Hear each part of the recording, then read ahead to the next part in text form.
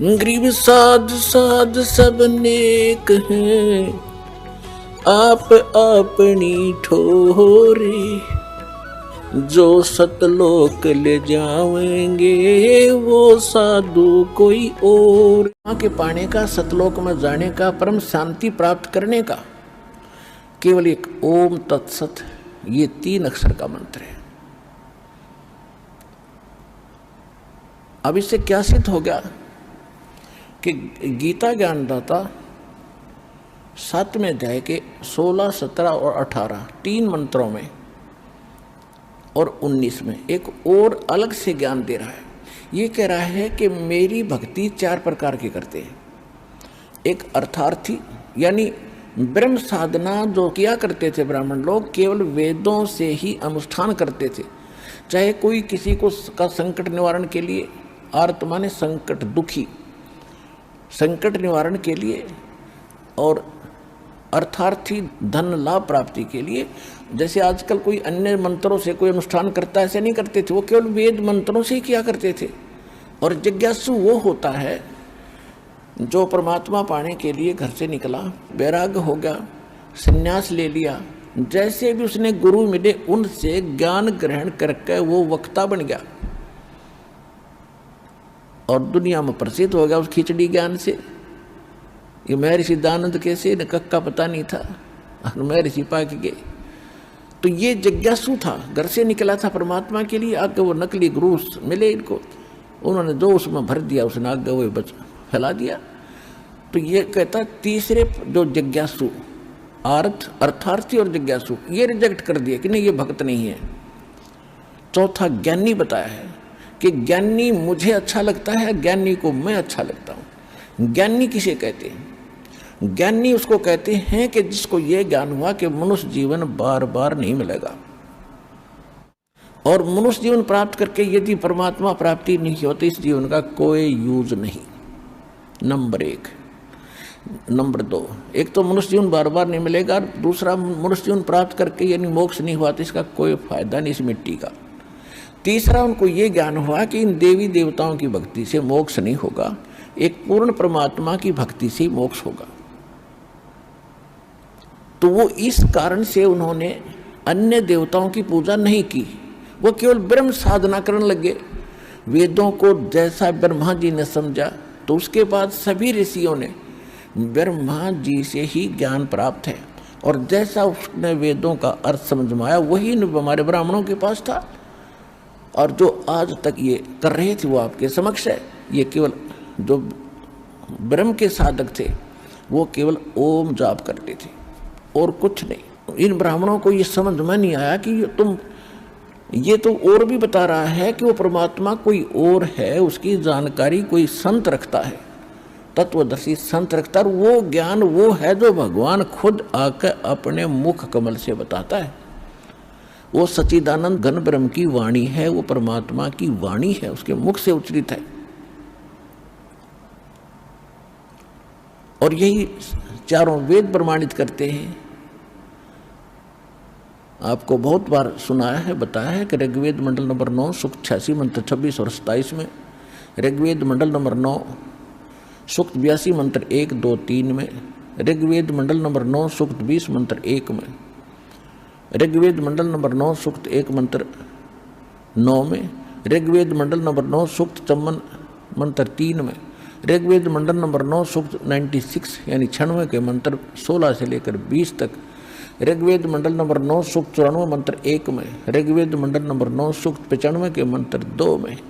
इसका संक्षिप्त सारांश दास बता देता है कि परमात्मा ऊपर के लोक में रहता है, उसके सतलोक में, और वहाँ मनुष्य के राजा के समान, जैसे राजा सिंहासन पर विराजमान होता है सिर पर मुकुट धारण करके, ऐसे बैठा है। वहाँ से गति करके आता है इस लोक में, अच्छी आत्माओं को मिलता है और उनको तत्व ज्ञान देता है।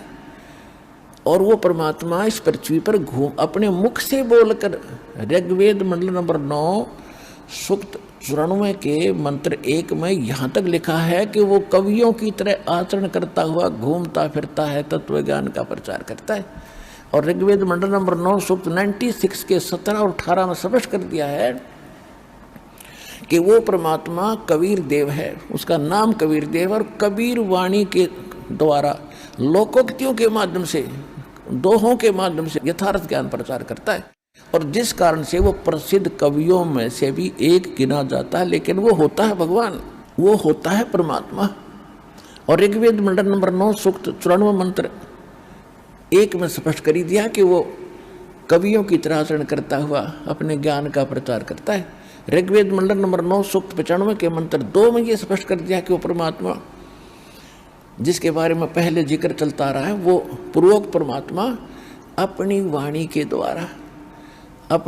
के द्वारा बोल बोल कर यथार्थ ज्ञान सुनाता है, और वो एक गुप्त मंत्रों का भी को भी सार्वजनिक करता है, उसका भी रहस्य उद्घाटन करता है, यानी उनको प्रकट करता है। जो भक्ति के यथार्थ मंत्र है उनको भी आविष्कृत करता है। और परमात्मा ने 600 वर्ष पहले कहा था, सो हम शब्द हम जग में लाए, सार शब्द हमने गुप्त छुपाए। कहते सोहम शब्द किसी वेद गीता और आपको पुराणों में नहीं मिलेगा। ये सोहम शब्द हम लाए, वैसे मूल ग्रंथ है वेद और गीता, इनमें सोम शब्द नहीं मिलेगा। यदि किसी अन्य शास्त्र में है तो कबीर परमात्मा चारों युगों में आते हैं और इनसे मिलते रहे हैं। जैसे शंकर भगवान को भगवान मिले थे कबीर साहब साधु रूप में, और इनको भी ये सोहम मंत्र दिया था, ये उसका जाप करते हैं। लेकिन वो कंप्लीट कोर्स नहीं दिया इनको, किसी को ओम दे दिया, किसी को हरिओम दे दिया, विष्णु जी को लक्ष्मी को हरिओम दे रखा है, ये उसका जाप करते हैं।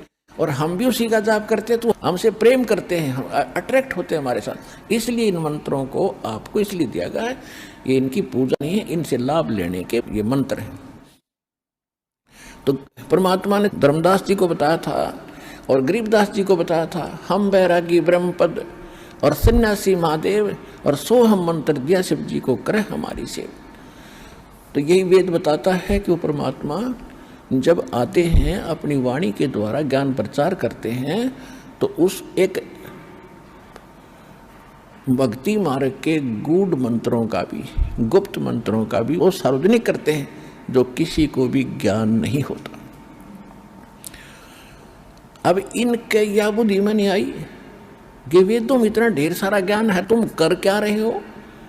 वो मंत्र तुम्हें प्राप्त नहीं हुआ जो परम अक्षर ब्रह्म का है। ये तो ब्रह्म का जाप है ओम, और ओम जाप पर गाटा जोड़ रहे, सारा जीवन खो दिया। तो यहाँ परमात्मा ने बताया है कि गुरु बिन काहुन पाया ज्ञान, जो थोथा भूछड़ मूड किसाना। गुरु बिन वेद पढ़े जो प्राणी, समझे न सार रहे अज्ञानी। इससे सब सिद्ध है कि ये अज्ञानी थे, जितने भी ब्राह्मण ब्रह्मा जी से लेकर विष्णु और शिव जी तक, और नीचे का तो गिनती क्या, इनको वेद ज्ञान भी नहीं था। उसमें किसकी भक्ति बता रखी है? स्वयं परमात्मा ने आकर ये ज्ञान दिया है, और यह इस दास के ऊपर प्रजा की है। क्योंकि जिन महापुरुषों को परमात्मा मिले थे, अच्छी आत्माओं को, उनको मना कर दिया था, उनको प्रतिज्ञा दिला दी थी कि अभी इन मंत्रों को किसी को सार्वजनिक ना करना, नहीं तो बिचली पीढ़ी जो मैंने पार करना सभी संसार को। उस समय ये नकली लोग जितने भी गुरु हैं यही ज्ञान और यही मंत्र देते पाओगे, और ये हैं काल के दूत, इनको अधिकार है नहीं ये जाप देने का। तो अनधिकारी जो पासपोर्ट बना हुआ या कोई ड्राइविंग लाइसेंस बना हुआ है, चालक प्रमाण पत्र, वो कामयाब नहीं होता समय पर, और लगता एक जैसा ही है। तो परमात्मा ने इसलिए आँख में चौनी करके इस समय तक इस ज्ञान और इस समाधान को गुप्त रखना था, और अब सार्वजनिक करने का आदेश दास को हो चुका है, अब ये कर रहा है, और तो आप समझ रहे हो, आपका कल्याण हो जाएगा।